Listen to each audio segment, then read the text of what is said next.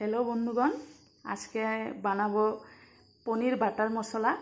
তো উপকরণগুলি লাগছে পনির, পেঁয়াজ কুচি, আদা কুচি, কাজু বাদাম আর কাঁচা লঙ্কা আর একটি টমেটো, আর লাগছে বাটার, দুধ আর সাদা তেল। কড়াইতে দিয়ে দিচ্ছি তেল। তেল গরম হয়ে গেছে, এখন দিয়ে দিচ্ছি ভাজা পেঁয়াজ কুচিগুলি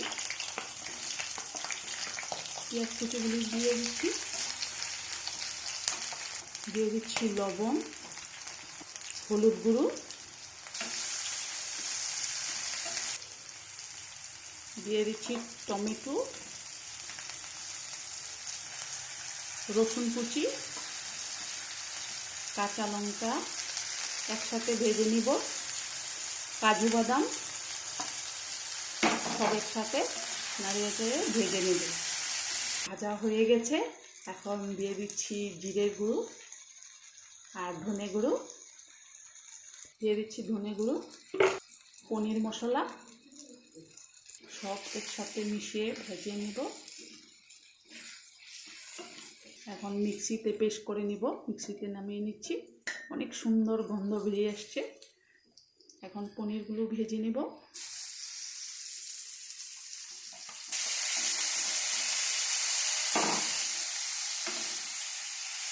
ভাজা হয়ে গেছে, এখন নামিয়ে নিচ্ছি। এখন একটু তেল দিয়ে দিচ্ছি।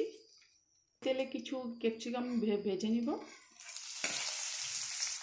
ক্যাপসিকামগুলি ভাজা হচ্ছে, আর অন্যদিকে আমি পেস্ট করা মশলা করে নিই।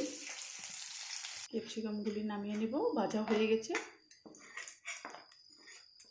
দিয়ে দিচ্ছি চিনি, পেস্ট করা মশলাগুলো দিয়ে দিচ্ছি। কি সুন্দর লাগছে, অনেক সুন্দর দেখতে লাগছে। একটু সামান্য জল দিয়ে দিচ্ছি। মশলাগুলো কষিয়ে নেওয়া হয়ে গেছে, এখন দিয়ে দিচ্ছি ভেজে রাখা পনিরগুলো আর ক্যাপসিকামগুলি একসাথে দেওয়া হচ্ছে। দেখতে তো অসাধারণ লাগছে। এই বাটার পনির মশলা রুটি কিংবা পরোটা বা লুচি তার সাথে খেতে অনেক অসাধারণ লাগে।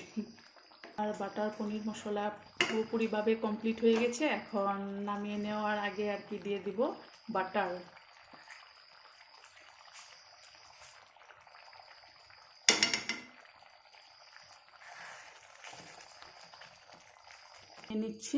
নামিয়ে নিচ্ছি। আমার বাটার পনির মশলা পুরোপুরিভাবে কমপ্লিট হয়ে গেছে। এখন ক্রিম দেওয়া হচ্ছে, আর একটু টেস্ট বেড়ে যাবে। অসাধারণ লাগছে, অসাধারণ। তো বন্ধুরা, ছেলে খাবে বলে বসে আছে, তো রুটির সাথে খাচ্ছে।